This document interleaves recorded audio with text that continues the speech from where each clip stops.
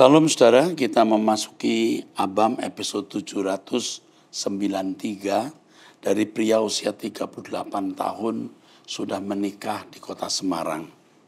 Salam Bapak Eras, Bapak rohaniku yang kucinta.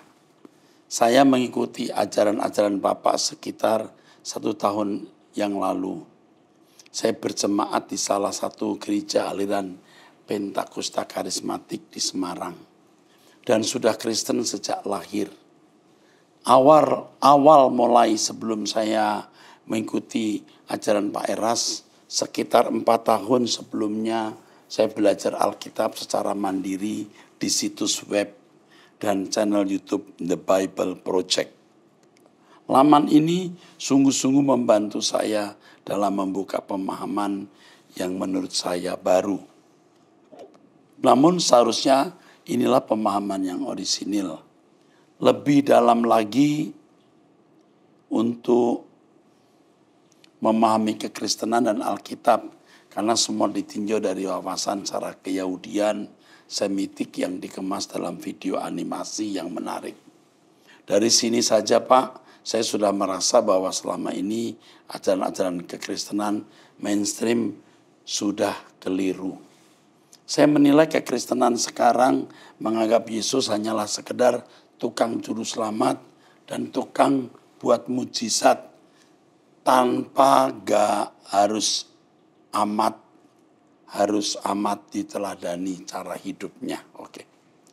Lanjut kisah saya Pak, singkatnya saya menemukan channel Truth ID dan merasa cocok sekali dengan ajaran Pak Erastus. Oh ya, sebelumnya saya juga belajar dari channel yang lain juga karena cocok dengan pengajaran itu. Saya sempat berpikir untuk berpindah gereja ke GKI Rehoboth yang ada di Semarang. Tapi saya urung karena sering mendengar nasihat-nasihat Pak Eras kepada sahabat Abam yang lain agar tidak perlu pindah gereja kalau tidak terpaksa. Puji Tuhan, gembala saya di sini sangat baik dan bijaksana serta terbuka dengan gagasan-gagasan baru. Beliau juga sangat membantu saya dan teman-teman jemaat di sini, juga baik-baik orangnya, nggak ada yang toksik. Bahkan Pak Gembala membuka pelayanan rumah singgah untuk anak-anak jalanan dan kaum marginal, dan jemaat diundang untuk ambil bagian dalam pelayanan ini. Pak Iras izin mau bertanya mengenai Matius 5:16. Apakah artinya di sini orang yang melihat perbuatan kita yang baik lalu orang itu memuliakan Bapa, atau perbuatan kita adalah bentuk memuliakan Bapa di surga Pak? Terima kasih Pak Iras telah sudi menjawab pertanyaan saya. Oke. Sebenarnya maksud Matius 5:16 adalah ketika orang melihat perbuatan baik kita, mereka bisa mengenali siapa jalan kebenaran itu. Tentu Yesus Kristus satu-satunya jalan kebenaran. Dan mengenali siapa Allah yang benar. Dan Allah yang benar adalah Elohim Yahweh. Jika demikian, maka mereka terarah kepada surga. Karena kita berkata di dalam ayat itu juga, kota yang terletak di atas bukit mustahil tersembunyi. Artinya pasti kelihatan. Dan kota itu adalah Yerusalem baru. Oke, maksudnya itu. Melihat perbuatan kita, mereka menemukan jalan kebenaran yang kita kenakan. Membuktikan Allah yang benar Elohim Yahweh, dan mereka terarah untuk menuju surga. Oke, cukup. Dari pria usia 32 tahun menikah. Sudah 5 tahun di Jerman. Yang terhormat Bapak Erastus Sabdono, terima kasih sudah menjadi pembimbing dan pengajar untuk banyak orang. Dan saya pribadi telah mengalami banyak sekali perubahan. Sejak kecil saya telah mengenal pornografi dan video-video berupa CD sewaan ataupun belian dari orang tua, kemungkinan dari ayah saya. Tentu orang tua saya berusaha menyimpannya dengan baik supaya tidak ditemukan oleh orang lain. Saya mengenal hal-hal berbau porno ini dari sejak sebelum saya sekolah dasar. Entah mengapa dari kecil saya sering mencari video porno jika orang tua saya tidak ada di rumah tanpa ada yang memberi instruksi. Pada saat saya kelas 3 atau 4 SD, secara naluri saya pun melakukan masturbasi pertama saya sebelum saya puber. Apakah hal itu normal, Pak? Atau hal itu bisa saja dibimbing oleh roh jahat? Semenjak itu saya menjadi konsumen film-film biru dan pelaku masturbasi selama bertahun-tahun.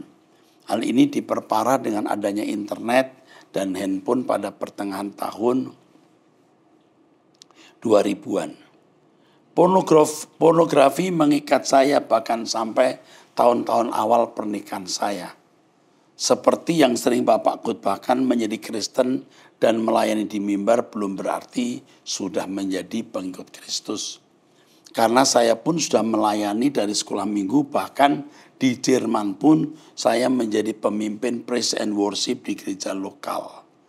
Berkali-kali jatuh bangun dan didoakan banyak orang, tetapi saya seringkali jatuh lagi dan lagi. Sampai pada awal COVID 2020, saya mulai mendengarkan khotbah Pak Eras. Dari situ saya mulai bertobat lagi untuk kesekian kalinya. Dan mulai benar-benar serius memperkarakan keadaan saya di hadapan Bapak Yahweh yang Maha Agung. Pengajaran yang Bapak ajarkan benar-benar membuat saya mengerti dan bertekad untuk hidup kudus dan hidup suci. Sekarang puji Tuhan, saya sudah 2 tahun lebih benar-benar lepas dari pornografi dan terus berkomitmen setiap hari untuk semakin berkenan di hadapan Tuhan. Saya sekarang sangat menikmati kebebasan ini. Terlebih lagi ada kenikmatan yang luar biasa ketika berhubungan dengan istri saya. Karena dulu waktu saya masih tercandu pornografi rasanya hampa. Sebenarnya saya sudah tahu nama Bapak dari semenjak saya masih sekolah minggu atau remaja. Waktu itu Bapak bersama penyanyi Sari Simorangkir datang ke gereja saya GPDI di salah satu kecamatan kecil di Jawa Timur sebelah selatan. Tapi saya tidak ikut melainkan ayah saya. Ya, melainkan ayah saya. Semoga suatu hari saya bisa diberi kesempatan bertemu dengan Bapak. Kalaupun tidak di bumi, biarlah nanti di surga. Bisa mengucapkan terima kasih saya dengan pelukan. Seandainya saya tidak bertemu dengan kebenaran ini, entah sampai kapan saya masih bergumul dan apa saja yang harus saya alami sampai saya bisa lepas dari keterikatan ini. Hidup saya sekarang masih dan mungkin akan mendapatkan banyak masalah, Pak. Termasuk saya sekarang kesulitan mendapatkan keturunan. Kalau konflik istri dan ayah saya ataupun masalah istri yang tidak sependapat dengan kebenaran yang Bapak sampaikan. Tapi saya akan berjuang untuk mencari kehendak Bapak dalam setiap permasalahan yang ada ini dan menjadi teladan untuk istri saya meskipun jujur, Pak, berat. Pak, saya rindu sekali untuk mengerti kebenaran. Saya kesulitan untuk mencari buku literatur dari GSKI, dari tempat saya tinggal. Puji Tuhan, saya bisa membeli beberapa e-book dari Google Play dan saya sudah membacanya. Tapi saya merasa di situ tidak lengkap. Apakah saya bisa mendapatkan file e-book dari Bapak, terutama Kenosis dan Logos, jika nanti sudah keluar? Dicatat ya. Bila Bapak tidak keberatan, saya rindu untuk membuat versi audiobook dari buku-buku Bapak untuk share di YouTube. Supaya orang lain mendapatkan akses lebih luas tentang pengajaran Bapak.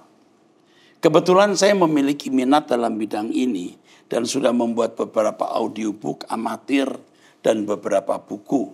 Dengan senang hati saya juga akan mengirim file rekaman ke tim GSKI jika dibutuhkan. Semoga saya bisa berkomitmen untuk melakukannya sampai selesai.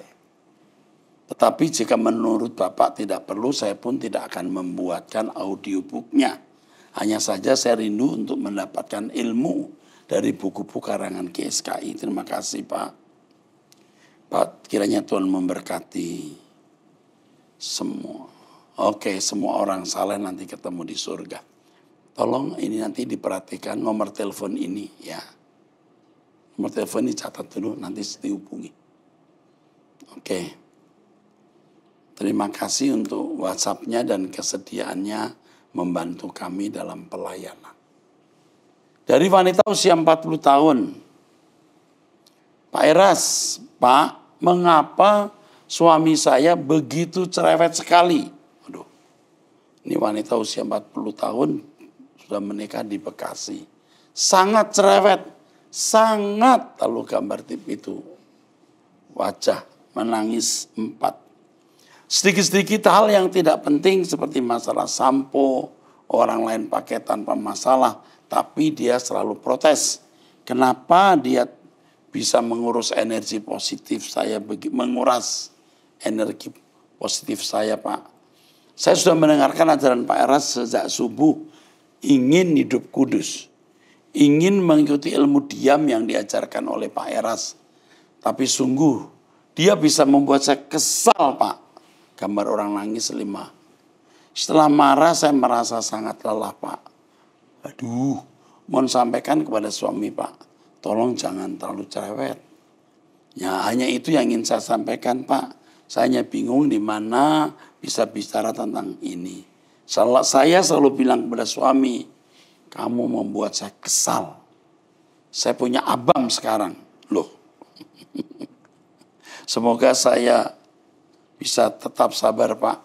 Saya sudah bisa sebelumnya, tapi dia selalu mencoba memprovokasi. Saya lelah, Pak. Sekian. Kalau kamu mau menang melawan orang cerewet, ada. Diam. Kamu diam sampai titik tertentu, hancur dia. Jadi kamu diam. Kamu sendiri sebenarnya juga belum dewasa. Kamu sendiri juga belum bisa mengendalikan diri. Kamu juga belum matang. Kamu juga tidak atau belum stabil. Belajar stabil, diam, nanti Tuhan akan membuat suamimu berubah. Jadi jangan harap suamimu berubah kalau kamu belum berubah, ya. Tuhan memberkati. Nah, kita sekarang masuk ke pria usia 29 tahun menikah NTT berlayar kapal ikan di luar negeri. Ini nomor teleponnya juga nomor telepon luar negeri. Asal saya dari NTT, Nusa Tenggara Timur, tepatnya di Sumba Barat. Saat ini saya berada di luar negeri sebagai seorang pelaut di kapal ikan. Saya sangat merindukan kesempatan untuk kembali ke tanah air dan menjadi seorang pengikut Kristus. Kedua, saya merasa terpanggil untuk memberitakan Injil keselamatan Tuhan. Namun saya masih belum paham bagaimana langkah-langkah awal dalam memberitakan Injil, terutama karena saya tidak memiliki pendidikan formal dalam hal ini. Mohon motivasi dan panduan Bapak Pendeta. Apa yang sebaiknya saya lakukan untuk memulai pemberitaan Injil keselamatan di Sumba? Bagaimana langkah pertama sebaiknya yang saya ambil? Oke. Tidak harus sekolah Alkitab. Kalau penginjil harus sekolah Alkitab, wah dunia tidak terselamatkan. Jadi bagaimana melayani Tuhan? Anda hidup benar dulu. Hidup benar berusaha untuk tak bercacat, tak bercelah. Nanti beban akan muncul dengan sendirinya dan Anda jadi kesaksian bagi orang dekat. Dan ini akan terus melebar lebih luas. Begitu. Oke, saya bacakan lagi terusnya. Saya sangat ingin menyelamatkan jiwa-jiwa di kampung saya agar mereka kembali kepada jalan Tuhan yang benar.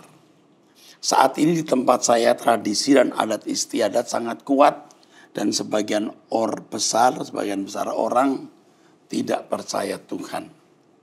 Mereka cenderung mengikut adat dan tradisi daripada ikut Tuhan. ikut jalan Tuhan. Bagaimana cara saya bisa membuat mereka sadar dan kembali kepada jalan Tuhan?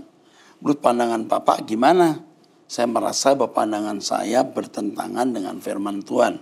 Saya merasa bahwa pandangan saya bertentangan dengan firman Tuhan. Dan saya ingin menyampaikan firman agar saudara-saudara saya di Sumba dapat diselamatkan. Bagaimana menurut pandangan Pak Eras? Pak Pendeta, apakah saya harus menyampaikan firman Tuhan kepada mereka?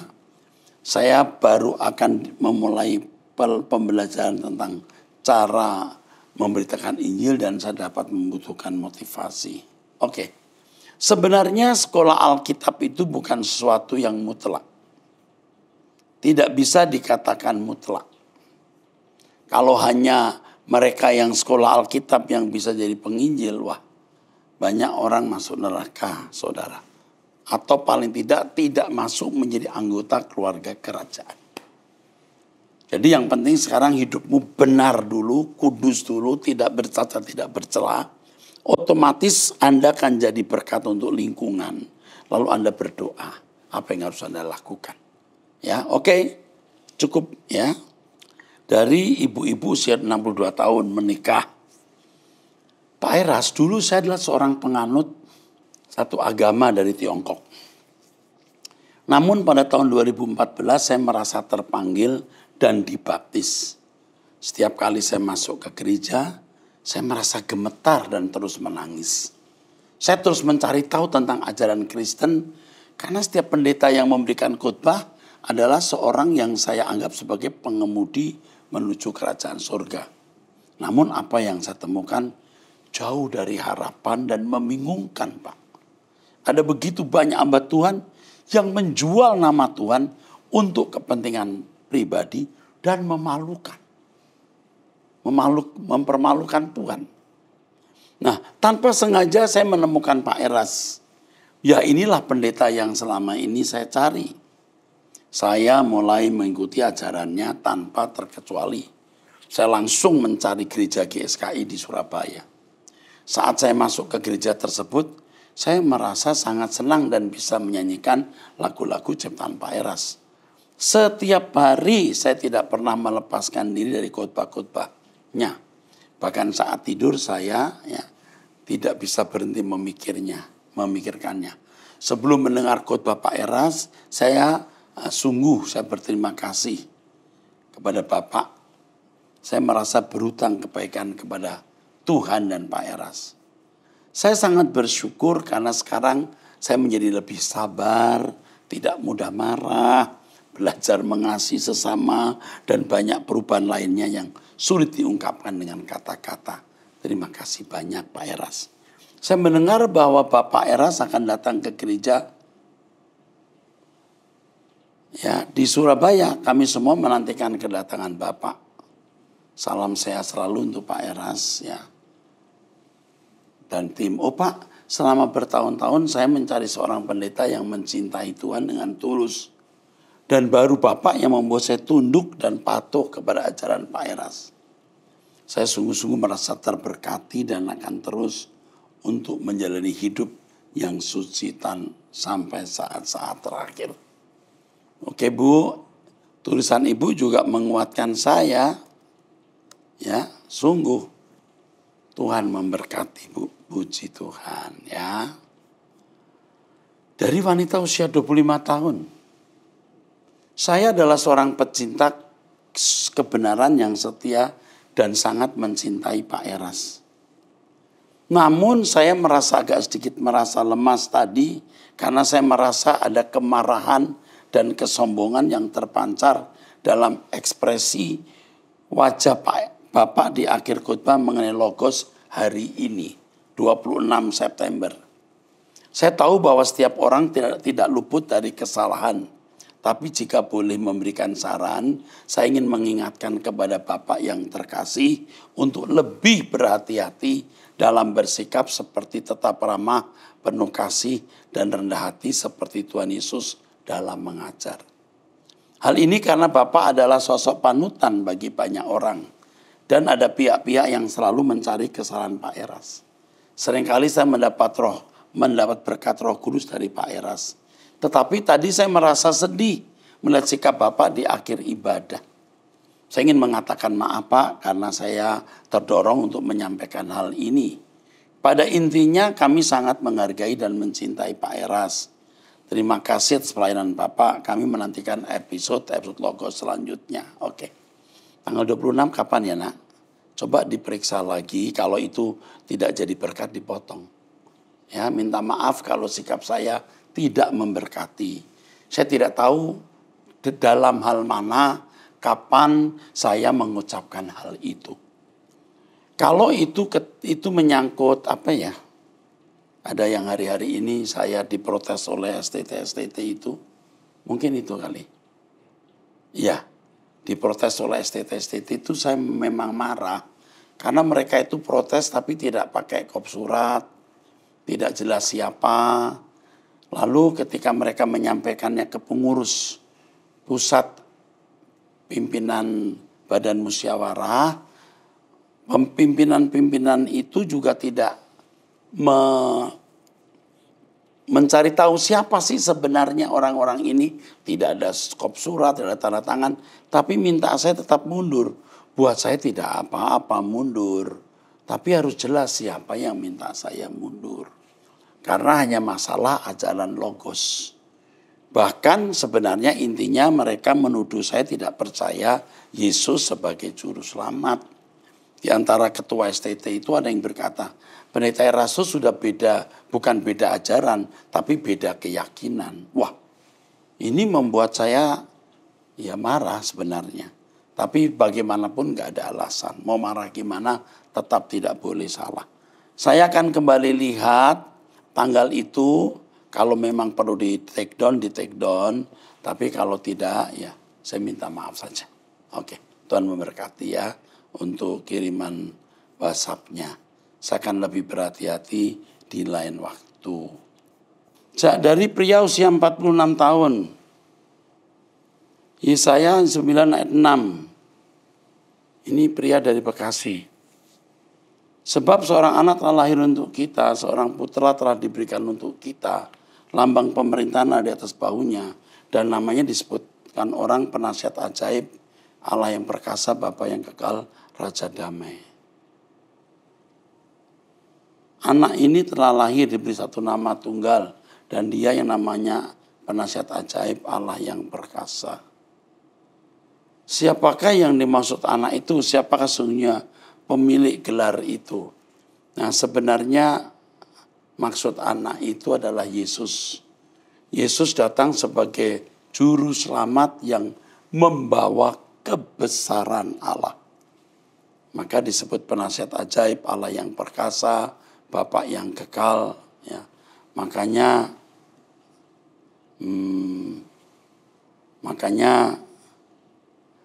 Yesus berkata, kau lihat aku, kau lihat Bapa. Maksudnya begitu. Ini maksudnya ya. Saya kira itu saja yang maksudnya. Jadi nubuatan itu untuk Yesus dan itu semua ditujukan untuk Yesus. Jadi Yesus datang sebagai utusan Allah Bapa menjadi juru selamat dan seluruh kebesaran Bapa dia bawa. Oke. Dari wanita usia 49 tahun menikah 3 anak di Jakarta. Saya mimpi ada ular kuning pergi tapi tiba-tiba muncul ular hijau. Datang ke arah saya cepat sekali, saya digigit ular hijau. Terus dia gigit mama saya dan koko saya. Dan koko saya bantu lepasin dan bunuh ularnya. Mohon pencerahan arti mimpi tersebut dan bantuan doanya. Oke. Jadi wanita usia 49 tahun 3 anak. Tuhan tidak mungkin memberikan teka-teki yang kita tidak bisa jawab. Mimpi ini kalau ada makna khususnya, pasti Tuhan beritahu. Seperti saya juga mengalami mimpi yang pada mulanya saya tidak tahu maksudnya. Berdoa Tuhan beri pencerahan. Jadi saya kira Anda tanya Tuhan. Tuhan pasti beri pencerahan. Oke, dari pria usia 58 tahun sudah menikah di Surabaya. Salam Pak Eras, seminar Bapak tentang logos sangat luar biasa dan baru kali ini saya bisa memahami dan menghayati siapakah Tuhan dan Allahku itu. Sejak dari lahir saya tidak pernah bisa memahami pengajaran Tritunggal termasuk yang sudah diajarkan Pak Eras dulu sebelum logos. Dengan seminar logos ini semakin memantapkan saya bahwa sebenarnya tidak ada atau tidak perlu ada praeksistensi Tuhan Yesus sebelum jadi manusia. Karena ini akan menjadi make sense. Sebagaimana dulu Adam dilahirkan untuk menjadi manusia yang dirancang guna segambar dan serupa dengan Allah. Namun karena kegagalan Adam maka Allah perlu melahirkan Adam kedua yaitu Yesus yang adalah manusia juga untuk mengembalikan manusia kepada rancangan Allah yang segambar dan serupa dengan Allah. Jadi secara jenis atau hakikat Adam pertama itu sama dengan Adam kedua. Dan sebagaimana Adam kedua ini dijadikan oleh Allah Bapa menjadi Allah dan Tuhan. Sejatinya itu akan diberikan kepada Adam yang pertama jika Adam pertama berhasil. Betulkah pandangan saya seperti itu, Pak? Iya, benar. Jika kita memahami pengertian Tuhan itu penguasa dan Allah itu pengertiannya the ruler and the judge, hakim dan penguasa. Jadi benar. Adamlah jadi hakimnya, jadi penguasanya. Ya, jika Adam pertama tidak gagal.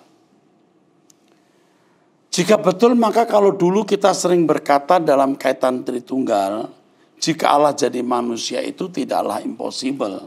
Tapi kalau manusia jadi Allah itu tidaklah mungkin. Maksudnya manusia jadi Elohim Yahweh tidak bisa. Tapi manusia dijadikan hakim yang akan memerintah bersama Yesus. Itu bisa. Sekarang saya melihat bahwa manusia bisa menjadi Allah seperti Yesus. Memang tidak mungkin menjadi jenis Allah Bapa. Oke, kita harus mengerti kata Allah. Ini bahaya sekali kalau dalam konteks Indonesia. Allah itu sesembahan. Sedangkan Elohim yang dimaksud adalah penguasaan, the ruler atau hakim. Jadi harus mengerti ya, jangan salah. Kemudian yang kedua adalah saya akan lebih comfortable jika dipimpin oleh seorang raja yang sejenis dengan saya yaitu manusia, bukan jenis lain. Benar. Itu juga apakah betul Pak? Benar. Dan yang ketiga mungkin Pak Eras bisa menggambarkan secara singkat perbedaan ajaran Pak Eras dengan faham saksi Yehova. Jangan-jangan saya sudah terseret ke sana Pak. Hanya itu pertanyaan saya dan correct me if I'm wrong. Saya dengan saksi Yehova tidak sama karena saksi Yehova percaya bahwa Yesus itu suatu Allah yang sudah ada sejak dulu. Barangkali begitu yang pernah saya baca atau perhatikan. Sedangkan saya tidak menekankan praeksistensi Yesus dan dia bukan Allah kedua di samping Allah Bapa. Dia dijadikan Tuhan, dia dijadikan Allah oleh Bapa. Dan dia menjadi kepala jemaat, dia menjadi raja dan segala raja. Ya. Jadi saya bukan pengikut saksi Yehova. Oke, saya kira sampai di sini saja. Sampai bertemu di episode yang akan datang. Tuhan memberkati.